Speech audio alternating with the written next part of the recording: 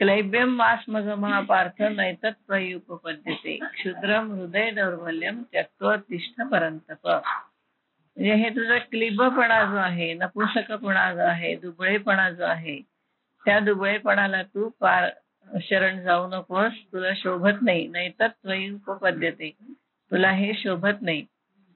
असा हृदयाचा क्षुद्र हृदय दौर्बल्यम, हृदयाची क्षुद्र अशी दौर्बलता टाक. त्यक्त्वा, टाकून दे. आणि उत्तिष्ठ, हे अर्जुना उभा राहा, युद्धाला उठ. हा दुबळेपणा सोडून दे. दुबळेपणा तुला शोभत नाहीये. जे सरळ सरळ शब्दामध्ये त्यांनी आधी त्याला सांगितलं की हे दुबळेपणा आहे, हा दुबळेपणा तू असं करू नकोस, हा तुला योग्य नाहीये आणि युद्धाच्या वेळेला तर मुळीच नाही. म्हणून शोक न करी तू पुरता धीरू धरी, हे शोच्यता आम्हेरी पंडुकुमारा. हे पंडुपुत्रा, तू हे शोक जो आहे, हा शोक टाकून दे, हा खेद टाकून दे. आम्हेर कर तिचा, त्याग कर त्या शोकाचा, आणि धीर धर. तुझं नव्हे हे उचित, येणे नासेल जोडले बहुत. हे योग्य नाही आहे आणि त्यांनी काय होईल की जे काही यश आजपर्यंत तू जोडलंयस त्याचा नाश होईल. म्हणजे पळपुटा झाला अर्जुन, घाबरला अर्जुन, असं काहीतरी विचित्र तुझ्याबद्दल मत होईल. तेव्हा तू या ठिकाणी आपल्या हिताचा विचार कर. तू हे काही यश वगैरे तू जोडलं आहेस, त्या येणे नासेल जोडले बहुत, जे काही तू जोडलेलं आहेस त्याचा नाश होईल. तू अजूनवरी हित विचारी पा, आणि अजून तरी तू आपल्या हिताचा विचार कर. हे तुला बरोबर नाही. आता ही ओवी महत्वाची आहे बघा. येणे संग्रामाचे नि अवसरे, एथ कृपाळूपण नुपकरे. हे आताचे काय सोयरे झाले तुझं, हे काय आता तुझे सोयरे झालेत का? या संग्रामाच्या वेळेला असा कृपाळूपणा हा बरोबर नाही. ऐन प्रसंगी कृपाळूपणा कामाचा नाही. हे काय तुझ्या आत्ताच सोयरे झाले का? आधी तू जाणत नव्हतास का की हे आपले सोयरे आहेत आणि आपल्याला युद्धाला उभं राहायचंय? हे काय तुझ्या मनामध्ये अचानक असं आलं? हे काय तुझे आत्ता नातेवाईक म्हणून तुला लक्षात आलं का? आधी नव्हते का? युद्धाला येण्यापूर्वी माहित नव्हतं का तुला? तू आधीच काय नेणसी, की हे गोत्र न ओळखीसी, वायाची काय करीसी अतिशय आता. यापूर्वी तू हे जाणत नव्हतास का? किंवा भाऊबंधांची तुला ओळख नव्हती का? हे अतिशय त्याला कळवळा विनाकारण फाजीलपणा काय अतिशय. आता हे काय तुझा वेळेपणा, हे काय तुला फाजील कळवळा कसा आला? हे नको असताना काहीतरीच, म्हणजे सगळं माहिती आहे सगळे आतापर्यंत, आणि किती वेळा त्यांच्या बरोबर युद्ध झालेलं आहे. असं काय पहिली वेळ आहे का युद्धाची? दुर्योधनाबरोबर किती वेळा तरी युद्ध झाले. लहानपणापासून काय कधी युद्ध केलं नाही? काही कधी पूर्वी नातेवाईक नव्हते आणि त्यांना मदत करताना विरोध करताना काही नातेवाईक म्हणून माहित नव्हते. आताच काय तुझ्या मनामध्ये आलं? त्याला आश्चर्य वाटले. आजीचे हे झुंज काय जन्मानं वल तुझं. आजची काय हे युद्ध तुला जन्मात नवीन आहे का? तू पहिल्यांदा युद्धाला उभा राहिलास का? हे परस्परे तुम्हा व्याज सदाचे हाती, आणि एकमेकांशी लढायला तुमचं नेहमीच आहे. किती वेळा आजपर्यंत उदाहरणं देऊ तुला, किती वेळा लढलाय. ते गायी पळवल्या तेव्हा पण लढला तो, हो ना? सगळ्या त्यांच्या गायी पळवल्या तेव्हा जोरात युद्ध झालं. तेव्हा भीष्म वगैरे सगळे युद्धाला आले होते. ते झालं. पूर्वीपासून किती वेळा त्यांनी काय काय केलंय आणि त्यांनी एवढे प्रयत्न केले तुम्हाला मारायचे. हे सगळं तू विसरला का? तुझ्या काही लक्षात नाही का? हे काय तू आज नवीन उभा राहिला युद्धाला? जसं काही पहिल्यांदाच उभा राहिलाय आणि कौरवांच्या बरोबर कधी युद्ध झालंच नाही, असं काय तुझ्या मनामध्ये येते? हे आजीचे हे झुंज काय जन्मानवर तुझं, आज पहिल्यांदाच उभं राहिलं जन्मात असं करतोय. हे परस्परे तुम्हा व्याज सदाचे हाती, नेहमीच आहे तुमचं हे भांडण आणि युद्ध. ते काय आजचं पहिलं नाहीये. तरी आता काय झाले? काय झालं एकदम तुला? काय स्नेह उपनले आणि प्रेम कुठलं उत्पन्न झालं असलं? हे नेणी जे परी पुढे गेले अर्जुनात मग, तेव्हा ही ममता कुठून उत्पन्न झाली मला काही कळत नाही. हे नेणी जे मला काही कळत नाही, पण अर्जुना हे पुढे केले. तू काय हे चांगलं केलं नाही, तू हे वाईट केले. पुढे केले म्हणजे काय? वाईट केलंस तू. हे काय तुझं म्हणजे विचारच बरोबर नाही. त्यांनी किती जरी ते लॉजिकली मांडले असले तरी हे विचारच मुळात बरोबर नाहीत. आजपर्यंत काय कधी युद्ध केलं नाही का, कौरव तुमच्या विरुद्ध कधी उभे राहिले नाहीत आणि नातेवाईक आहेत हे तुला आजपर्यंत कधी कळलं नाही. काय याच्यामधलं झालंय, तुला नवीन उभा राहिल्यासारखा तू करायला लागलाय, असं काय होतंय. मोह धरलिया ऐसे होईल जे असती प्रतिष्ठा जाईल. तू जर असा मोह धरलास, करुणा धरलीस, तर काय होईल, तुझा मोठेपणा पण जाईल आणि असती प्रतिष्ठा जाईल, असलेली तुझी प्रतिष्ठा सुद्धा जाईल. आणखीन काय होईल, परलोकही अंतरेल, इहलोकाप्रमाणे परलोकाला सुद्धा अंतरेल. ऐहिकेसी, ऐहिक पण जाईल आणि परत्र पण जाईल, दोन्ही जाईल. म्हणजे इथेही तुला आता कोणी चांगलं म्हणणार नाही आणि तुला परलोकही मिळणार नाही, कारण तू परकुटेपणा केलास इथे. आता शब्द बघा किती छान वापरले, हृदयाचे ढिलेपण हेथ निकयासी नवे कारण. अंतःकरणाचा ढिलेपणा हा काही चांगलं होण्याला कारण नाही. लढाईमध्ये ढिलेपणा उपयोगाचा नाही. हे संग्रामी पतन जाण क्षत्रियासी. तू क्षत्रिय आहेस, युद्ध आहे या ठिकाणी, त्याच्यामध्ये तुझं पतन होईल. हा तुझा हृदयाचा ढिलेपणा म्हणजे दुसरं काही नाही, तर तुझं पतन आहे. क्षत्रियत्वापासून पतन आहे. पडणं, खाली पडणं याचं एक हे असं आहे की म्हणजे खाली पडतो म्हणजे काय होतं, माणूस असा काही चालता चालता तो पडत नाही किंवा वरनं खाली पडत नाही, पण आपली एक जागा ठरलेली असते. म्हणजे आता आपण पुरुष सूक्त म्हटलं की नाही, त्याच्यामध्ये काय म्हणतो आपण, ब्राह्मणोस्य मुखमासीत बाहू राजन्य कृतः उरु तदस्य यद्वैश्यः पद्भ्याम शूद्रो अजायत मुखाद इंद्रश्च अग्निश्च प्राणाद वायुरजायत. है ना, नाभ्या आसीत अंतरिक्षम शेषणो देव समवर्तन. म्हणजे ही प्रत्येकाची जागा आहे की नाही. ब्राह्मणाची जागा मुखामध्ये आहे, क्षत्रियाची जागा बाहूमध्ये आहे, वैश्यांची जागा उरूमध्ये आहे, है ना, शूद्रांची जागा पायामध्ये आहे. आता तुम्ही जर जागा बदलली तर काय होईल, ब्राह्मणाने जर नाही वेद पाठ केले, ब्राह्मणाने जर शास्त्र सांगितलं नाही, ब्राह्मणाने जर शास्त्राध्ययन केलं नाही, यजन याजन अध्ययन अध्यापन दान प्रतिग्रह यातलं काही जर त्यांनी केलं नाही, तर ब्राह्मणाचं काय झालं, पतन झालं की नाही. म्हणजे त्याची मुखातली जागा गेली, मुखातली जागा गेली म्हणजे तो खाली पडला. तसं क्षत्रियाने जर बाहुबल नाही दाखवलं तर क्षत्रियाची जागा गेली, म्हणजे त्याचं पतन झालं. मग तो दुसरा काहीतरी झाला, तो वैश्य झाला, व्यापारी झाला, शूद्र झाला, पळून गेला युद्धांना. कोण झाला, तो शूद्र झाला. क्षत्रिय कधी पळून जाईल का, नाही जाणार. तेव्हा पतन म्हणजे असले जागा सोडणं. तुमची जी काही एक ठरलेली प्रतिष्ठित जागा आहे ती जागा सोडायची आणि खाली पडायचं, म्हणजे दुसरी जागा घ्यायची.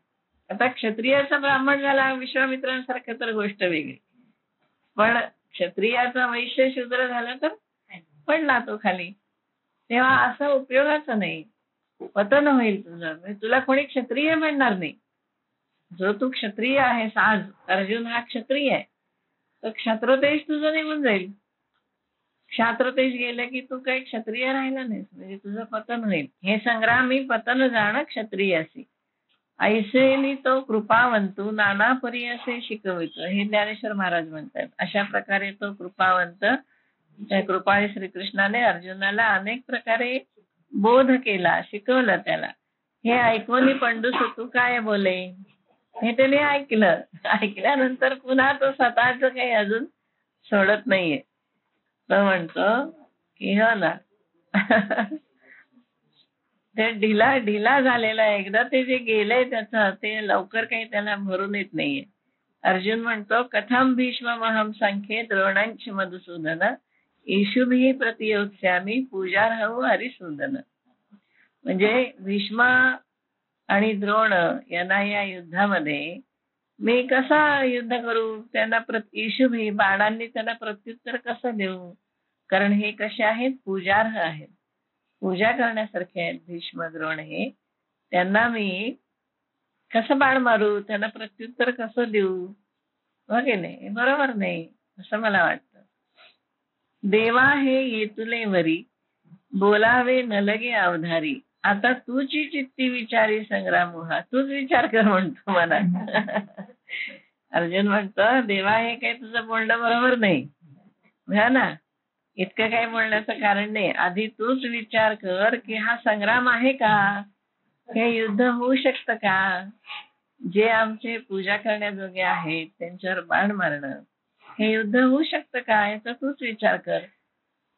हे झुंज नव्हे प्रमादू, हा प्रमाद आहे, अपराध आहे, हा युद्ध नाही.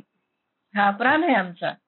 मोठ्या माणसांवरती धनुष्यबाण उगारणं आणि त्यांच्यावरती हल्ला करणं हे अपराध आहे.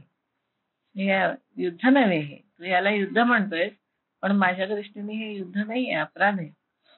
एथ प्रवर्तली या दिसतसे बाधू. युद्ध करायला जर केलं तर मोठा दोष दिसतो.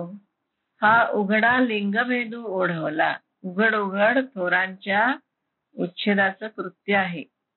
मोठ्यांचा उच्छेद करायचा असं हे कृत्य आहे. लिंगभेद म्हणजे उलट केलं आम्ही. जे मोठे आहेत त्यांच्यावर आम्ही हल्ला करणार, हे उच्छेद करणार आहे आम्ही. तर कृत्य आमच्यावरती येऊन पडलेलं आहे, हे बरोबर नाही. देखे माता पितरे अर्ची जती. आई वडिलांची पूजा करायची असते, है ना. सगळ्या प्रकारे सर्वेस्वी तोष पाववी जिती, म्हणजे त्यांना सर्व प्रकारे संतोष द्यायचा असतो. दिये पाठी केवी वधिजती आपुला हाती, आणि पुढे आपल्याच हाताने त्यांचा वध करायचा, हे काही बरोबर नाही. जे ज्यांनी आपल्याला सांभाळलंय त्यांची पूजा करायची का त्यांचा वध करायचा, बरोबर की नाही. त्याची काही चूक नाहीये असं वाटलं त्याला, की द्रोण आणि भीष्म यांनी सांभाळले, त्यांनी शिक्षण दिलंय, द्रोणाने तर तयार केलंय अर्जुनाला. मग असं असताना त्याची पूजा करायची का त्याला आनंद द्यायचा का मारायचं? मारणं त्यांना बरोबर नाही. त्यांची पूजा करायची असते. देवा संत वृंदू नमस्कारी. हे देवा, संत समुदायाला वंदन करायचं असतं. का घडे तरी पूजिजे, अथवा जमलं तर त्यांची पूजा करायची. हे वाचून केवी निंदिजे सहे वाचा, आणि त्याच्याऐवजी आपणच त्यांची निंदा करायची, हा ना. संत लोकांची निंदा करणं बरोबर नाही. तैसे गोत्र गुरु आमुचे. हे गोत्र गुरु आहेत, आमच्या गोत्राचे गुरु आहेत. हे पूजनीय आम्हा नियमाचे. आमचे भाऊबंद गुरु आम्हाला सदैव पूजनीय आहेत. मज बहुत भीष्म द्रोणांचे वर्तत असे. आणि भीष्म आणि द्रोण यांचं तर मी कितीतरी ऋणी आहे, हो ना. द्रोणाचार्यांनी त्याला शिक्षण दिलेलं आहे, गुरूंनी सगळं. आज द्रोणाचार्यांमुळे तो एवढा मोठा धनुर्धर म्हणून उभा आहे ना, हो की नाही. मग त्यांनाच मारायचं युद्धामध्ये, बरोबर नाही. गुरूंशीच युद्ध करायचं, ज्या गुरूंनी शिकवलंय त्यांच्याशी युद्ध कसं करणार. आणि हे मोठं युद्ध होतं. एरवीची युद्ध ठीक होती, काहीतरी कारणाने त्यांनी कागाळी केलेली आणि म्हणून हे युद्धाला उभे राहिले. तसंही नाही, जाणीवपूर्वक उभे राहिले. त्याच्यामुळे माझं बहुत भीष्म द्रोणांचे वर्तत असे. माझ्यावर फार उपकार केलेत त्यांनी. त्यांचे भीष्म आणि द्रोण यांचा तर मी अतिशय ऋणी आहे. जया लागी मने विरू, ज्यांच्याविषयी आम्ही स्वप्नेही न शकव धरू. वैर आम्ही स्वप्नामध्ये सुद्धा धरू शकत नाही. तया प्रत्यक्ष केवी करू घातू देवा. त्यांचा घात मी कसा करणार. ज्यांच्याशी वैर करणं सुद्धा योग्य नाही, चुकून सुद्धा, म्हणजे स्वप्नात सुद्धा त्यांच्याशी वैर करणं योग्य नाही. त्यांचा घात करायला मी उभा राहिलो, हे कसं शक्य आहे. बरोबर नाही वाटत. वर जळो हे जियाले, यापेक्षा आग लागो या जीवनाला. एथ आगवे असे काय झाले. सगळ्यांनाच आज असे काय झालंय. सगळेच उभे राहिलेत ना. युधिष्ठिर आहे, भीम आहे, नकुल सहदेव आहे, आमची मुलं बाळ आहेत, सगळेच विरुद्ध उभे राहिलेत. दृष्टद्युम्न आहे. सगळ्यांना काय झालं. सगळेजणच का उभे राहिले. जे यांच्या मध्ये अभ्यासिले मिरविजे आम्ही. जो आम्ही शस्त्रविद्येचा अभ्यास केला त्याची प्रौढी यांचा वध करूनच आम्ही मिरवायची का. आमच्या शस्त्रविद्येचा अभ्यास केला तो काय यांच्या यांना किती छान आपल्याच लोकांना मारलं असं म्हणून आम्ही प्रौढी मिरवायची का. आमच्याच लोकांचा घात करून आम्ही आमच्या शाबासकी घ्यायची का, वेल्डन म्हणायचं का. असं नाही, बरोबर. हा ना, मेरा विजय मी पार्थू द्रोणाचा केला. किती छान लिहिलेलं. मला पार्थ हा द्रोणाने तयार केलेला त्यांचा चेला आहे मी. मला त्यांनी तयार केले, द्रोणाचा केला. येणे धनुर्वेदू मज झाला. सगळा धनुर्वेद त्यांनी मला दिलेला आहे. 5वा वेद म्हणतात ना धनुर्वेदाला. प्रत्येकाचा एक एक वेद आहे माहितीये ना. ऋग्वेदाचा एक वेद आहे, एक आयुर्वेद आहे, तो एक वेद आहे. धनुर्वेद आहे, तो एक आहे. नाट्यवेद आहे, तो एक आहे. असे वेद आहेत वेगवेगळे. तर हा जोडून असतात. म्हणजे तर सामवेदाला नाट्यवेद जोडून आहे, अथर्ववेदाला आयुर्वेद जोडून आहे, तसं ऋग्वेदाला जोडून आहेत हे वेद. तर हे एक एक वेद आहे हो ना. तर त्यांनी धनुर्वेद दिला, सगळं अख्खं ज्ञान धनुर्वेदाचं. पण वेद म्हणजे काय? ज्ञान, धनुष्याविषयीच ज्ञान. तसं आणखीन आपल्याकडे बाकीचे पण वेद आहेत. हस्ती आयुर्वेद म्हणून आहे, म्हणजे हत्तीच्या संबंधी त्यांची निगा राखणे, त्यांची पैदास करणे, त्यांची रोगराई असेल तर ते घालवणे, ते हस्ती आयुर्वेद आहे. अश्व आयुर्वेद आहे. अश्वासंबंधी सुद्धा पैदास कशी करायची घोड्यांची, चांगले घोडे कसे उत्पन्न करायचे, चांगले त्यांचे दुखणीवारणी कशी काढायची, रोग बरे कसे करायचे, त्याचं आहे. अशा आपल्याकडे वृक्ष आयुर्वेद आहे, वृक्षासंबंधी सगळं आहे काय. आता या वेदांचं भाषांतर वगैरे व्हायला लागलंय. काही ज्ञान प्रबोधिनी काम करते. वृक्ष आयुर्वेद झालाय मला वाटतं त्यांचं भाषांतर करून. तर असे वेगवेगळे वेद आहेत. म्हणजे त्याच्याविषयीचं सगळं ज्ञान, म्हणजे धनुर्वेदाविषयीचं धनुष्यबाणाची जी काही विद्या आहे त्या विद्येचं सगळं ज्ञान म्हणजे धनुर्वेद. आणि प्रत्येक वेदाला हा जोडलेला आहे. धनुर्वेद, आयुर्वेद, नाट्यवेद. नाट्यवेद म्हणजे भरतांचं नाट्यशास्त्र. तेव्हा येणे धनुर्वेदू मजुरी झाला, तेने उपकारे काय आभारायला वधित. आता त्या उपकाराचे आभार मानायचे का त्यांना वध करायचे? त्यांनी मला तयार केलंय, त्यांनी मला धनुर्वेदाचं शिक्षण दिलंय, तर त्यांचा वध करायचा का त्या उपकाराचा परतफेड करायची? मी त्यांना मदत करायला पाहिजे ना. काय याच्यामध्ये गडबड झाली खरं सांगायचं तर? भीष्म आणि द्रोण यांच्या बाजूला का आले नाहीत? खरं तसं जर बघायला गेलं तर महाभारत युद्धाच्या वेळेला जर भीष्म आणि द्रोण दुर्योधनाकडे गेले नसते तर युद्ध झालं असतं, गेला नसता की नाही दुर्योधन. मग का नाही गेले ते? त्याच्याविषयी महाभारतामध्ये पुष्कळ चर्चा आहे. एक तर द्रोण हे त्यांचे नोकर होते, नोकरीला होते त्यांच्याकडे, त्यामुळे त्यांना काही जाणं शक्य नव्हतं. म्हणजे नोकरीचा राजीनामा देऊनच त्यांना यावं लागलं हो की नाही. पण त्यांना द्रुपदाच्या विरुद्ध ते आले, त्यांनी त्यांचे गुरु झाले आणि या राजाने त्यांना आश्रय दिला. म्हणून एक वेळ ते अर्थस्य दासः म्हणतात, तसं त्यांनी असंच सांगितलं की अर्थस्य दासः. द्रोणाचार्यांचं एक वेळा आपण समजू शकतो की ते, भीष्मांचं काय, तर भीष्मांची प्रतिज्ञा तिथे आडवी आहे. भीष्मांनी सुद्धा तेच म्हणलं की भीष्म काही अर्थाचे दास नव्हते, ते मालक होते. खरे सिंहासनाचे मालक ते होते ना. धृतराष्ट्र जरी राजा असला तरी सिंहासन कोणाचं होतं? मूळचं भीष्मांचं होतं. त्यांनी ते दिलं. पण त्यांनी का सोडलं नाही? मग ते त्यांना सोडून का आले नाही? तर त्यांनी वचन दिलं होतं वडिलांना की मी सिंहासनाचं रक्षण करेन. राजाचं असं नव्हतं सांगितलं. त्यांनी राजाला सोडून जाऊ शकले असते, ते धृतराष्ट्राला सोडून गेले असते, पण त्यांनी सांगितलं की काय वाटेल ते झालं तरी मी या सिंहासनाचं रक्षण करेन. आणि ह्या प्रतिज्ञेपायी ते गेले. आणि त्यांना माहित होतं की हे चुकीचं आहे आणि आपण जिंकणार नाही, हेही त्यांना माहिती होतं की मी एकटा असलो तरी मी जिंकू शकतो, पण मी पांडवांना जिंकणार. कारण त्यांनी सांगितलं तर मी मारणार नाही, पांडवांना मी मारणार नाही युद्धामध्ये, हे त्याने आधीच सांगितलं. रोज 10,000 सैन्य मारेन मी, पण एकाही पांडवाला मी मारणार नाही. तेवढं त्यांनी पाळलं त्यांचं.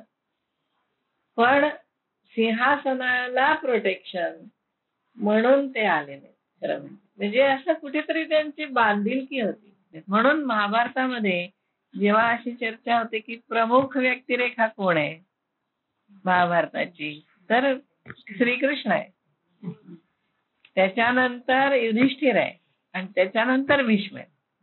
भीष्म ही प्रमुख होऊ शकले नाही कारण त्यांनी या सिंहासनाच्या रक्षणासाठी अधर्माचा पक्ष घेतला. काही का असेना ते त्याला सिंहासनावरून उतरून स्वतः सिंहासनावर जर बसले असते त्यावेळेला तर दोन्ही झालं असतं की सिंहासनाचं रक्षण पण झालं असतं, पण त्यांना प्रतिज्ञा मोडावी लागली असती. म्हणजे त्यांनी महत्व दिलं हे आपल्या प्रतिज्ञेला दिलं त्या ठिकाणी वैयक्तिक केला, त्याच्यामुळे ते थोडेसे पाठीमागे राहिले. नाही तर पहिला श्रीकृष्ण महाभारत म्हणल्यानंतर पहिली व्यक्तिरेखा कोणाची, भगवान श्रीकृष्णाची, की ज्याच्यामध्ये काही दोष नाही. दुसरी व्यक्तिरेखा आहे युधिष्ठिराची, कारण युधिष्ठिर हा शेवटपर्यंत तो सम्राट म्हणून गादीवर नव्हता तरी तो सम्राट होता. युधिष्ठिर कुठेही जाऊ त्याच्या मागे सगळे व्यापारी लोक आणि सगळे लोक यायचे.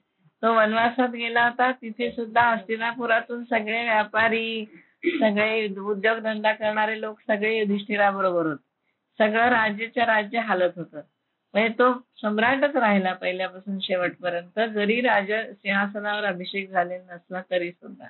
आणि त्यांनी राज्य पण चांगलं केलं. नंतर धृतराष्ट्राला वगैरे सांभाळलं पण त्यांनी सगळ्यांना व्यवस्थित, ते काही त्याचा त्यामुळे त्याच्यात काही दोष नाही. आणि त्याच्यानंतर मग भीष्म, कर्णाला वगैरे तो स्थानच नाहीये. ते आपलं उगाच लोक मोठं करतात त्याला, कादंबरी वगैरे लिहिली, पण महाभारतात जर व्यक्तिरेखा बघितल्या अभ्यास जर केला तर मग कर्णाला काही तसं स्थान नाही. एक फक्त तो दानशूर होता एवढं मात्र त्यांनी मान्य केलंय की तो सगळं त्याचं त्यांनी कवच कुंडल सुद्धा दान दिली. क्रोधाच्या बेसवरती पायावरती काही नाही माणूस मोठा होऊ शकत नाही. द्वेष असेल क्रोध असेल तर ते द्वेषावरती सुद्धा तो मोठा नाही होऊ शकत. तसे युधिष्ठिराच्या मनात कोणाबद्दलही काही द्वेष नव्हता, काही राग नव्हता. इव्हन त्याचा दुर्योधनावर सुद्धा राग नव्हता. तो म्हणतो तो स्वभाव तसा आहे, तो तसाच वागणार असं त्याला वाटायचं. दुर्योधन सुद्धा म्हणाल नाही, तो सुयोधन म्हणायचं त्याला. म्हणजे तो एवढा चांगला आणि सज्जन होता. कर्णाला त्यामुळे व्यासांनी काही स्थान दिलेलं नाही. तसा रामायणामध्ये सुद्धा म्हणतात उर्मिलेकडे दुर्लक्ष झालं, पण असं नाहीये. उर्मिलेला सांगितलं होतं लक्ष्मणाने की तू माझ्याबरोबर येऊ नकोस आणि तुझ्या सीता नाहीये म्हटल्यानंतर तूच तिच्यानंतर मोठी सून आहेस, तेव्हा या सगळ्यांची काळजी घेणं तुझं काम आहे. त्यामुळे त्यांनी त्याला त्यांची काळजी घेण्यासाठी ती राहिली तिथे. म्हणजे उगाच मग तिच्या मनात जे नाहीये ते घालून हो ना, तिच्या मनात काही नसेल हो ना, त्यामुळे ते करतात. पण प्रत्यक्ष जर व्यक्तिरेखा आपण बघितल्या, जर नीट अभ्यास केला तर मग आपल्या लक्षात येतं की सगळ्यात मग महत्वाची स्त्री व्यक्तिरेखा म्हणलं तर कुंतीची होती महाभारतामध्ये. तिने सुद्धा बघा ना, शेवटी तिने धृतराष्ट्र आणि गांधारीची सेवा करायला गेली. म्हणजे इतके वाईट वागून सुद्धा शेवटी ती म्हणाली मी तुमच्यापाशी न राहता हे दोघं, एक तर आंधळे हिने डोळ्याला पट्टी बांधलेली, ते दोघं मनात जाणार म्हटल्यानंतर त्यांची काळजी घेणं माझं काम आहे, धाकटी जाऊ म्हणून. तिला कोणी सांगितलं नाही की तिला कोणी जा म्हणलं नाही, पण तरी सुद्धा ती गेली. कुंती मुळातच मोठी होती. म्हणजे इतकं सोसल्यानंतर सुद्धा माणूस जेव्हा करतं ना तेव्हा ते खरं. न सोसता काय आपण म्हणून ठीक आहे काहीच केलं नाही, पण इतकं सोसलं, इतकं त्यांनी तिच्या मुलांना वाईट वागवलं, सगळं करून सुद्धा तिने मनाचं तिच्या मोठेपणा एवढा दाखवला. त्यामुळे कुंतीची व्यक्तिरेखा मोठी आहे. मला खरा मोठेपणा तिचा तिथे वाटला की इतकं जीवनभर यांनी त्रास दिला तिला, तरी सुद्धा त्यांची काळजी घ्यायला स्वतःहून ती जाते. आणि किती कष्टाचं आयुष्य गेलं तिथे एवढी राजमाता असून सुद्धा. त्यामुळे कुंतीची व्यक्तिरेखा त्यातली जास्त म्हणजे मोठी वाटते आपल्याला. तेव्हा यांनी माझ्यावर उपकार केलाय, त्यांनी तेणे उपकारे काय आभारायला वधितया, ते त्या उपकारांच्या खाली दडपलेला आहे, मी कसं त्यांचा वध करणार. जेथीची या कृपा लाभिजे वरू, तेथेची मने व्याभिचारू. ज्यांच्या कृपेने वराची प्राप्ती व्हायची त्यांच्यावरच मनाने उलटवलं तरी काय मी भस्मासुरू. अर्जुन म्हणे मी काय भस्मासूर आहे का, ज्याने वर दिला त्याच्या डोक्यावर हात ठेवायला निघाला. हो ना, मग शंकराचे पळताबळी थोडी झाली, त्यापेक्षा शेवटी विष्णूलाही यायला लागलं. कारण खरा वर होतो की नाही ते बघायला तो भस्मासूर त्याच्या डोक्यावर हात ठेवायला लागला. मग शेवटी यावं लागलं विष्णूला त्या ठिकाणी मोहिनी रूपामध्ये. विष्णूचा मात्र विशेष आहे, जे पाहिजे ते रूप घेतलं त्याने. असं काही म्हणालं नाही मी स्त्री कसं होणार, मी वराह कसं होणार, मी कूर्म कसं होणार, काही नाही. नाही, जे जे त्यावेळेला आवश्यक वाटलं ते रूप त्याने ते घेतलं. मंदार पर्वतासाठी उभा राहण्यासाठी कूर्म झाला तो. पृथ्वीला वर काढायची होती तर ते हिरण्याक्षाच्या वरासाठी वराह सुद्धा झाला तो. म्हणजे असं काही ही नीच योनी आहे, ही मोठी योनी आहे असं काही म्हणत. आता मोहिनीचं रूप दोनदा घेतलं त्याने. एकदा समुद्र मंथनाच्या वेळेला घेतलं, एकदा या भस्मासुराच्या वेळेला. सांभाळणं हे त्याचं, प्रतिपाळ करणं हे त्याचं काम आहे ना. याच्यावरून आपल्याला थोडं सदाचरणाचे जे नियम असतात की नाही ते कळायला पाहिजेत आपल्याला. की सांभाळणं एकदा तुम्ही ठरवल्यानंतर त्यासाठी तुम्हाला काहीही करावं लागलं तरी ते करायला पाहिजे. मग कुठल्याही रूपामध्ये आपल्याला जावं लागलं तरी ते जायला पाहिजे. मी असं कसं करू असं तिथे अहंकार नाहीये कोणाला. बघा, विष्णूला अहंकार असता तर तो अशा रूपामध्ये आला नसता, वेगवेगळ्या रूपामध्ये. पाहिजे ते रूप त्यांनी धारण केलं आवश्यक असतं. म्हणून तर हे गीता जे सांगते ना की अहंकार धरू नका कर्म करताना, सदाचरण करा. सदाचरण करत असताना तुमचे जे कर्तव्य आहे ते करा, पण तो कर्तव्य करत असताना मी हे कसं करणार, मला हे योग्य आहे का असं विचार करायचा. मग ते तसं कर्तव्यनिष्ठ तुमचं सगळं होईल. तरी काय मी भस्मासूर. अर्जुन म्हणे मी काय भस्मासूर आहे का की जे शंकराला जाळायला निघाला. तेव्हा आहे नाही, तेव्हा अर्जुन घडला जरी असला द्रोणाचार्य आणि भीष्माचार्यांमुळे, तरी सुद्धा त्या वेळेला त्याचं कर्तव्य हे युद्ध करणं हेच होतं. पुढे गीतेमध्ये प्रत्येक ठिकाणी तेच सांगितले की उठ तू, तुला काही दुसरा पर्याय नाहीये. पुढे अर्जुन म्हणतो गुरुन हत्वा हि महानुभावान श्रेयो भोक्तुम भैक्षमपि हलोके हत्वार्थ कामांस्तु गुरु निहैव भुंजीय भोगान रुधिर प्रदिग्धान. रुधिर प्रदिग्धान भोगान. भोग कसे आहेत आमचे रक्ताने माखलेले. त्या गुरूंना जर आम्ही हत्या केली तर काय होईल, रक्ताने माखलेले विषय भोग आम्हाला कसे भोगता येतील. जर म्हणजे ह्या गुरूंना मारण्यापेक्षा भिक्षा मागितलेली परवडली आम्हाला, है ना. गुरूंना हे महानुभावाने मोठ्या योग्यतेच्या अशा गुरुजनांना न मारता भिक्षावृत्तीचा अवलंब केला तरी चालेल, कारण आमचे भोग कसे होतील, त्यांना मारून जर आम्ही भोग भोगले तर ते रुधिर प्रदिग्धान, रक्ताने माखलेले विषय भोग असे होते. माऊलीने छान लिहिले बघ. देवा समुद्र गंभीर ऐकिजे. समुद्र गंभीर आहे असं आम्ही ऐकतो. वर तोही आहात देखील. आहात म्हणजे असाच वरवरच दिसतो, हो ना. म्हणजे आहे समुद्र गंभीर आहे पण तो वरवर गंभीर वाटतो, आतमध्ये तो क्षोभलेला आहे, हो की नाही. परंतु परी क्षोभू मनी नेणी जे द्रोणाची, पण द्रोणाचार्यांना क्षोभ कसा तो माहित नाही. द्रोणाचार्य रागावलेले नाहीत कधीही. जे आता यांनी समुद्र बघायला कुठे गेले होते ज्ञानेश्वर महाराज कोणाला माहिती. एवढ्या लहान वयात त्यांचे या काही दृष्टांत दिलेत ना, ते इतके आहेत की समुद्र गंभीर आहे असं आम्ही ऐकतो, पण समुद्राची गंभीरता वरवरची आहे एवढं सुद्धा त्यांना माहितीये. आणि आतमध्ये क्षोभ असतो, उसाळलेला असतो तो समुद्र. पण द्रोणाचार्य तसे नाहीत, वरून शांत आहेत तसे आतून पण शांत आहेत. ते समुद्रासारखे नाहीत, वरनं दिसणारे आणि आतमध्ये क्षोभ असणारे असे नाहीये. हे अपार जे गगन वर तयाही होईल मान. हे जे मोठं आकाश अमर्याद आहे, पण मान म्हणजे मोजमाप करता येईल, एक वेळ त्याला मोजता येईल. परी अगाध मले गहन हृदय याचे. पण द्रोणाचार्यांचं हृदय कसं आहे? अगाध आहे, गहन आहे, ते मोजता येणार नाही. वरी अमृतही विटे.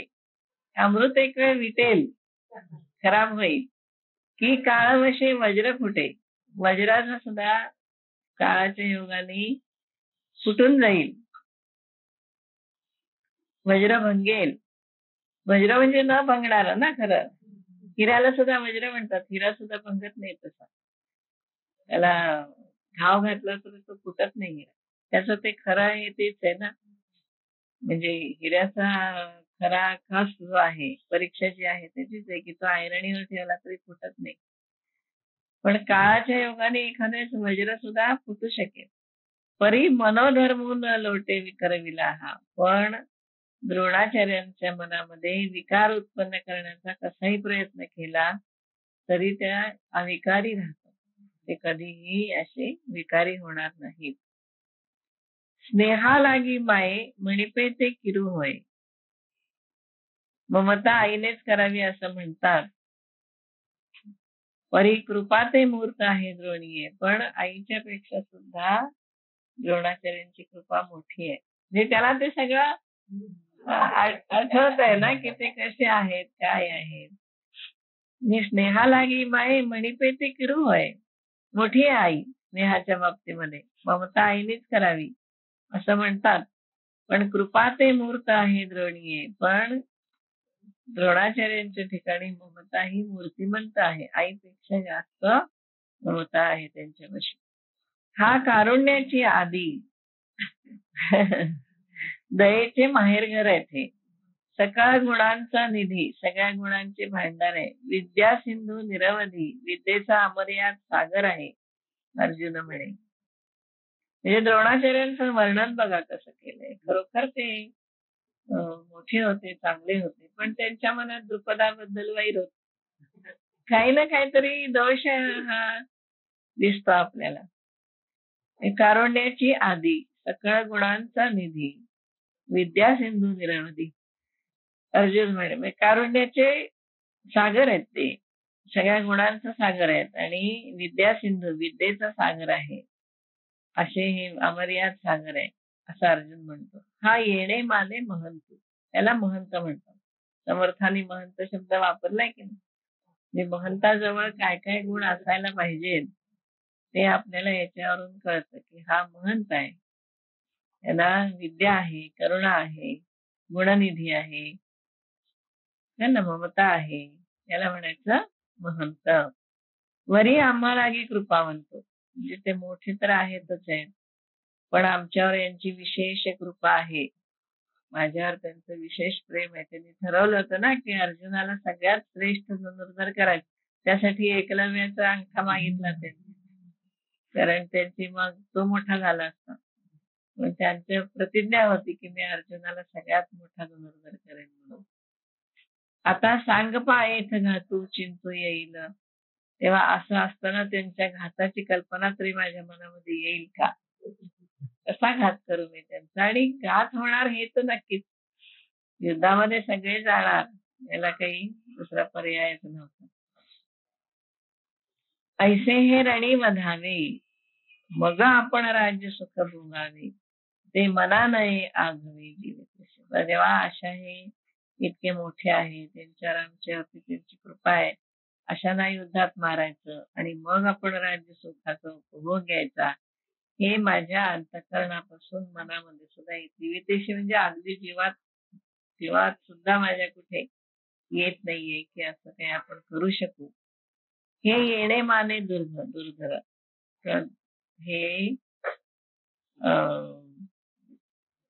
हे दुर्धर आहे, दुर्धर आहे. अशा प्रकारे माझ्या मनात सुद्धा असं कल्पना आणता येत नाहीये. तेव्हा अंतःकरणापासून द्रोणासारख्यांना मारावे आणि राज्य सुख भोगावे हे दुर्घट आहे. येणे माने दुर्भर, अशाचमुळे हे दुर्भर आहे. जे याही हुनी भोग सभर, आणि राज्य सुख भोगणं हे अधिक श्रेष्ठ आहे का? हे असं तू एक वर भिक्षा मागता मुली. तेव्हा ते म्हणे याहून अधिक श्रेष्ठ असं आहे का द्रोणाचार्यांसारख्यांना मारायचं, मग आपण राज्यसुख भोगायचं. अशा प्रकारे राज्यसुख भोगणं हे आम्हाला दुर्घट आहे.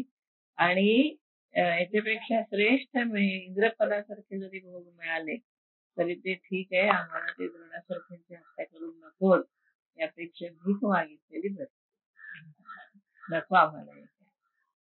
नाहीतर काय करायचं, ना तरी देशत्यागे जायचे किंवा देशत्याग करून जाय का गिरीकंदर सेवा किंवा गिरीगृहामध्ये जावे, परी शस्त्र आता न धरिले यावरी. पण हातामध्ये मी त्यासाठी काही शस्त्र धरणार नाही. देवा नवनिशती शरी, नवनिशती म्हणजे नवीन धार लावलेले बाण, तर का किंवा जेव्हा ते नवीन धार लावलेल्या बाणांनी वावरोनी यांचा जिव्हारी त्यांच्या मर्मस्थानावर प्रहार करून भोग घेवसावे हृदरी बुडाले का. त्यांच्या रक्तात बुडलेले जे भोग आहेत ते कंटाळायचे का. त्यांना माझे नवीन धार लावलेले बाण आहेत, शस्त्रसज्ज आहेत, आता हे यांचे जिव्हारी मारायचे, रक्तपात करायचा आणि ते भोग आम्ही भोगायचे, हे काय बरोबर नाही. ते काढून काय की ते मिळवून तरी काय करायचे. लिप्त केवी सेवी देती, रक्ताने भरलेल्या त्या भोगाचं सेवन तरी कसं करायचं. मज न ये हे उपपत्ती याची लागी, त्यामुळे मला काही हा तुझा युक्तिवाद बरोबर वाटत नाही, हे काही मला योग्य वाटत नाही. ऐसे अर्जुन तिये अवसरी, म्हणे श्रीकृष्ण अवधारी, परिते मना नयेच मुरारी ऐकून या. असा अर्जुन म्हणाला, पण श्रीकृष्णाच्या मनाला ते काही पटलेलं त्याला दिसलं नाही.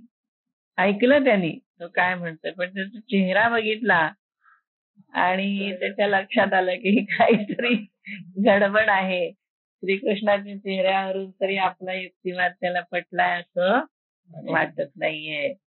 त्यामुळे आपण काय बोललो, काहीतरी आपली गडबड झाली की काय बोलण्यामध्ये, असं त्याला वाटलं. ऐसे अर्जुन ती अवसरी, म्हणे श्रीकृष्ण अवधारी, परिते मना नयेची मुरारी ऐकून या. श्रीकृष्णाच्या मनाला काही ते आलं नाही. हे जाणवणे पार्थू बिहाला, कचरला, भ्यायला. त्याच्या मनात लक्षात आलं की याला हे आवडलं नाही. मग पुनरपी बोलू लागला, मग पुन्हा एकदा तो आर्ग्युमेंट करायला लागला. म्हणे देव काय चित्त या बोला देते ना, तू माझ्याकडे का लक्ष देत नाहीये. मी जे सांगतोय ते तू का लक्ष देत नाहीयेस. मी चांगला युक्तिवाद करतोय इथे आणि तुझा काही चेहरा मला बरोबर वाटत नाही. त्या तुझ्या चेहऱ्यावर काही असं दिसत नाही की माझं बोलणं तुला पटलंय. काय झालं, काहीतरी गडबड झाली एवढं त्याच्या लक्षात आलं. पण तरी सुद्धा तो थोडस मध्ये बोलायला लागला. न चैतद विद्महा कतरन नो गरीयो, यद्वा जयेम यदिवा नो जयेयो, याने वाहत्वा न जिजी विषामस्ते अवस्थिता प्रमुखे धार्त राष्ट्राहा. त्याला थोडस अजून धीर केला त्यांनी आणि तर म्हणाला, युद्धामध्ये आम्हाला जे मिळेल का ते जिंकतील. या दोहोपैकी यदिवा जयेम यदिवा नो जयेयू, न च एतद विद्महा, मला हे जाणता येत नाहीये की आम्हाला श्रेयस्कर काय आहे. आमचं जिंकणं बरोबर आहे का त्यांचं जिंकणं बरोबर आहे. कारण ज्यांना मारून जगण्याची माझी इच्छा नाही, याने महत्वानं जिजी विषामा, ज्यांना मारून जगण्याची माझी इच्छा नाही, ते कौरव धार्तराष्ट्र हा धृतराष्ट्राची मुलं आमच्या समोर युद्धाला उभे आहेत. पण मला त्यांना मारून काही जय मिळवावा अशी इच्छा काही होत नाही. त्यामुळे त्यांनी जिंकणं योग्य का आम्ही जिंकणं योग्य, नचे एतद विद्महा, हे मला काही हे कळत नाही. मग तो सांगतो पुढे त्याला, एरवी माझा चित्ती जे होते ते मी विचारून बोलिलो इथे.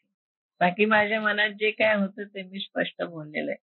परी निके काय या परवते ते तुम्ही जाणा. मला कन्फ्युजन झालेलं आहे. काय करावं मला कळत नाहीये. ते तुम्हालाच माहिती की काय करायला पाहिजे, चांगलं काय वाईट काय ते तुम्ही जाण. पै विरू जे अशी ऐकीचे, वीर म्हणजे वैर, आणि या बोलीची प्राणू सांडीचे, ते येथ संग्राम व्याजे उभे आहाती. ज्यांच्याशी वैर करण्याची गोष्ट ऐकल्याबरोबर आम्ही प्राण सोडावे आणि या बोलीची प्राणी सोडवले, म्हणजे भीष्म द्रोण यांच्याशी वैर करायचं हे म्हणण्यापेक्षा प्राण गेलेले बरे, अशी अवस्था आमची. तर तेच इथे युद्धाच्यासाठी निमित्ताने उभे आहेत. आता ऐसिया ते वधावे की अभेरुनिया निघावे. आता याच्यामध्ये यांचा वध करायचा का यांना सोडून इथून निघून जायचं, या दोहो माझी काही करावी ते नेणं आम्ही. या दोघं काय करावं ते काही मला आता कळत नाही. आता इथला जो श्लोक आहे 7वा, तिथे खरं त्याची प्रपन्नता आली. खरी गीता सुरू होते ही इथून सुरू होते. शंकराचार्यांनी सरळ 11व्या श्लोकापासून जेव्हा श्रीकृष्ण बोलायला लागतो ना तिथपासून गीतेवरती कॉमेंट्री लिहायला सुरुवात केली. कारण हे सगळी बॅकग्राऊंड आहे. आता तो शरण होते, त्याच्या लक्षात आलं श्रीकृष्णाचा चेहरा बघितल्यावर की आपण बोलतोय हे याला पटत नाही. आणि का पटत नाहीये, मी बोलतोय ते बरोबर आहे पण ह्याला पटत नाही, त्या अर्थी काहीतरी आपल्या विचारामध्ये गडबड आहे. मग आता खरं काय आणि खोटं काय त्यालाच विचारावं, कारण तो मित्र आहे आपला. मित्र हा योग्य सल्ला देतो, त्याला काही स्वार्थ नसतो, त्यामुळे त्याला विचारावं. म्हणून हा श्लोक आहे ना, हा एकदम महत्वाचा आहे. कार्पण्य दोषोपहत स्वभाव हा पृच्छामि त्वाम धर्म संमूढ चेता. धर्म संकट आहे माझ्यावरती, धर्मामध्ये संमूढ झालेले, कन्फ्युज झालेले, मोह पावलेलं मन आहे माझं. आणि कसं आहे, कृपणता मोहरूपी दोषाने, दोष हात स्वभाव झालोय मी, म्हणजे माझा जो स्वभाव आहे तोच इथे नष्ट झालाय. एक क्षत्रिय स्वभाव जो माझा आहे तोच मी घालवून बसलोय. इथं माझं तेजच गेलंय सगळं. उपहत स्वभाव, हा स्वभाव माझा गेलेला आहे. आणि कशामुळे गेलाय, कार्पण्य दोष आहे. कार्पण्य दोष आहे ना, कार्पण्य दोषाने माझा स्वभाव निघून गेला, विरघळून गेला. म्हणून आणि मी कसं झालोय, धर्म संमूढ चेता, धर्माने संबंधाने चित्त माझं मोहित झालेलं आहे. आता तू यत श्रेय स्यात् निश्चितम ब्रूहि, जे श्रेयस्कर आहे मला ते तू मला निश्चितपणे सांग. कारण का, तर शिष्य मी तुझा शिष्य आहे. शाधिमाम, माझं रक्षण कर, मला उपदेश कर. शाधिमाम त्वाम प्रपन्नम. या ठिकाणी हे मुद्दाम म्हणजे सांगायचं कारण असं की एक तर असं आहे की आपल्याकडे असं म्हणतात की विचारल्याशिवाय काही सांगू नये, कारण त्या सल्ल्याचा उपयोग होत नाही. फुकटचा सल्ला आम्हाला देऊ नका असं लोक म्हणतात. जर खरोखर कळवळ्याने काही सांगितलं तर त्यांना आवडत नाही. त्यामुळे विचारलं नाही तर कोणाला काही सांगायचं नाही. आणि इथे तर कसं आहे की महत्वाचा निर्णय, खूप मोठा निर्णय, युद्ध करायचं का नाही करायचं, युद्धातून निघून जायचं, भिक्षा मागायची का गुरूंना मारायचं, मोठा प्रश्न अर्जुनाच्या पुढे आहे. की गुरूंना बांधवांना मारण उपभोग घ्यायचा राज्याचा, का हे युद्ध आहे असं सोडायचं, सगळं त्यांच्या ताब्यात द्यायचं आणि आपण निघून जायचं. हे दोनच त्याच्या पुढे पर्याय असतात. तर या पर्यायामध्ये इतका त्याला कन्फ्युजन झाल्यानंतर तू मला हे सांग, तर तू उगाच कसं सांगशील, तर मी तुझं शिष्यत्व पत्करतो, तू माझा सखा आहेस, पण सखा म्हणून मला आता तुझा सल्ला नको, तर मला गुरु म्हणून तू सांग. जे इथे गुरुत्व दिलं त्याला, गुरूंना तो शरण गेला आणि जोपर्यंत शरणागती येत नाही तोपर्यंत ज्ञान होत नाही. मिळालं तरी माणूस विसरून जातो. त्यामुळे विचारल्याशिवाय ज्ञान द्यायचं नाही, हे आपल्याकडचा नियम आहे. अगदी गुरूंना सुद्धा ते वाट बघत असतात की शिष्य आपल्याला कधी विचार, कारण जसं शिष्याला गुरूंची आवश्यकता असते की नाही, तशी गुरूंना सुद्धा चांगल्या शिष्याची आवश्यकता असते. कारण त्यांचं ज्ञान शेवटी कोणाला तरी दिलं पाहिजे ना. ज्ञान नाही तर त्यांच्याबरोबर निघून जाईल, बरोबर की नाही. आपलं ज्ञान संक्रमित झालं पाहिजे. ज्ञानाचं संक्रमण हे आपल्याकडे फार महत्वाचं आहे. म्हणून तर मुलगा पाहिजे, मुलगा पाहिजे कशाला, ही विद्या वंश लागतो आपल्याला. आपल्याकडे विद्यावंशाला जास्त महत्व आहे. जर मुलगा नसेल तर सगळ्यात जवळचा शिष्य असतो त्याला ते मुलगा म्हणून ज्ञान देतात. आणि मुलगा कशासाठी तर अगदी त्याच्यामध्ये मुळात असतं ना ते. मुळात जीन्स मध्येच त्याच्या ते असतं त्यामुळे त्याला ते देणं सोपं जातं. दुसऱ्या कोणाचा तरी मुलगा आणून त्याचं हे ज्ञान आपलं सगळं त्याच्याकडे संक्रमित करण्यापेक्षा आपलं ज्ञान आपल्या मुलाकडे संक्रमित करणं हे जास्त सोपं जातं. म्हणून ते मुलगा पाहिजे. मुलगी वाईट आहे मुलगा चांगला आहे असा यातला भागच नाहीये. मग मुलाकडे ज्ञान जाण्यासाठी तो पुढे ज्ञान नेण्यासाठी लागतो. तसं शिष्य आहे. शिष्य हा मुलासारखा असतो. शिष्याला सगळं ज्ञान द्यावं गुरूंनी आणि जवळ आपल्याला काही ठेवू नये असं म्हणतात. त्यामुळे गुरूंना सुद्धा चांगल्या शिष्याची आवश्यकता असते. गुरु वाट बघत असतात की माझ्याकडे केव्हा येईल हा. तसं जे तुकाई वाट बघत होते गोंदालेकर महाराज येण्याची. रामकृष्ण परमहंस विवेकानंदांची वाट बघत होते की हा केव्हा येतोय. जे शिष्याला जशी गुरूंची ओढ असते तशी गुरूंना सुद्धा चांगला शिष्य हवाच. तेव्हा मी तुझा शिष्य आहे आणि तू मला आता ज्ञान दे हे जेव्हा तो म्हणाला तेव्हा श्रीकृष्ण आता त्याला सगळं ज्ञान देईल. तोपर्यंत नाही तो मित्र म्हणून सल्ला देईल की हे योग्य नाही बाबा तू युद्ध कर. पण तो एवढंच सांगेल याच्यापेक्षा जास्त सांगणार नाही. नाही तर नाही म्हणाल आता यांनी नाही माझं ऐकलं काय करणार. पण इथे आता तसं नाही ना. आता तो शिष्य झाला म्हटल्यानंतर त्याला सर्वतोपरी सगळ्या अंगाने त्याला ज्ञान देणं हे आता गुरूंचं कर्तव्य राहतं. आणि जोपर्यंत तो प्रपन्न होत नाही म्हणून प्रपत्ती हे फार महत्वाची गोष्ट आहे. आणि भगवद्गीतेमध्ये अर्जुन प्रपन्न झालाय. शादी माम त्वाम प्रपन्नम असं म्हणलं. तो शरण आला इथे प्रपन्न झालेला आहे. आणि शरण आल्याशिवाय माणसाला ज्ञान होत पण नाही. त्याच्या ठिकाणी ते स्थिर राहत नाही. आणि माणूस केव्हा शरण येतो सांगा मला. जेव्हा तो अगतिक होतो जेव्हा तो हतबल होतो आणि जेव्हा आता खरोखर मला काहीही समजेल असं झालंय. जोपर्यंत वाटत असतो नाही आमचं आम्ही बघतो. अगदी तुम्ही बघा कित्येक म्हातारी माणसं सुद्धा सुना जरी म्हणाल्या की बाबा बास करा आता जाऊ दे इतके वर्ष झालं ते झालं आता तुम्ही आम्ही सांगतो किंवा आम्ही करू तुमचं. नाही आमचं आम्ही बघतो. आमचं आम्ही बघतो जोपर्यंत आहे ना तोपर्यंत शरणागती नाही की माझं मला बघता येत नाहीये मला आता काहीही पर्याय नाहीये तेव्हा मला आता तुमचे सल्ल्याची गरज आहे असं म्हटल्यानंतर मग गुरु त्याला सगळं ज्ञान द्यायला तयार. तोपर्यंत म्हणून तर शिष्याची परीक्षा बघायची कशासाठी की मला काही कळत नाहीये हे त्याच्या लक्षात आलं पाहिजे.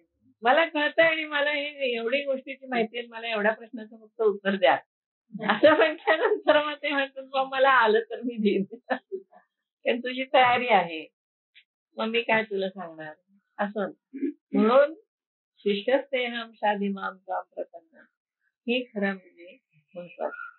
मग आपल्याला सुद्धा तेवढी आंतरिक तळमळ तेवढी जिज्ञासा ते कुठल्याही बाबतीमध्ये जिज्ञासेने तळमळ असू द्या दुःखाने तळमळ असू द्या तुम्हाला आंतरिक ओढीने तळमळ असू द्या पण ही तळमळ तिथे यायला पाहिजे.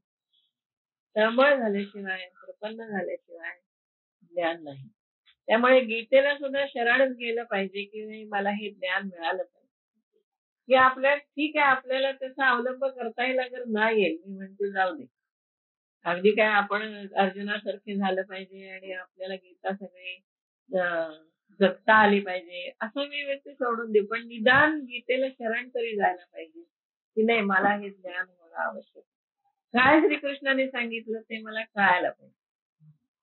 पुढच्या जन्मी अवलंब करू त्याचा. या जन्मी नाही जमलं तर काय जन्म पुष्कळ आहे. बहुनी मे व्यतीतानी जन्माने म्हणलं त्याच्या पुष्कळ जन्म. आणि म्हणून तो पुढे जे म्हणतो ना की बहुनाम जन्मना म्हणते ज्ञानवान महाप्रपद्यते.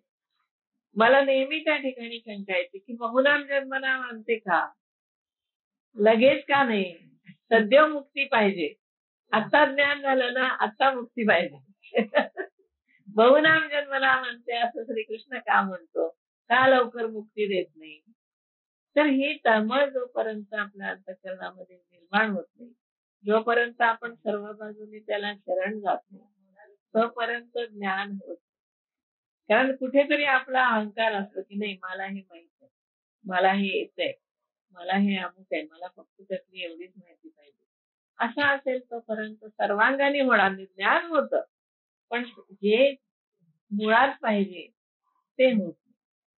म्हणून मी तुझा शिष्य आहे आणि तू मला असं ज्ञान दे. कारण चेहरा बघूनच त्याच्या लक्षात आलं की काहीतरी आपलं चुकतंय आर्ग्युमेंट आणि जे वाटतंय आपल्याला ते बरोबर दिसत नाही. कारण श्रीकृष्णाचा चेहरा काही आपल्याला सपोर्टिंग नाही. तुझं बरोबर आहे असं काही त्या चेहऱ्यावर दिसत नाही. आपण इथे थांबून माऊलीचं नंतर आपण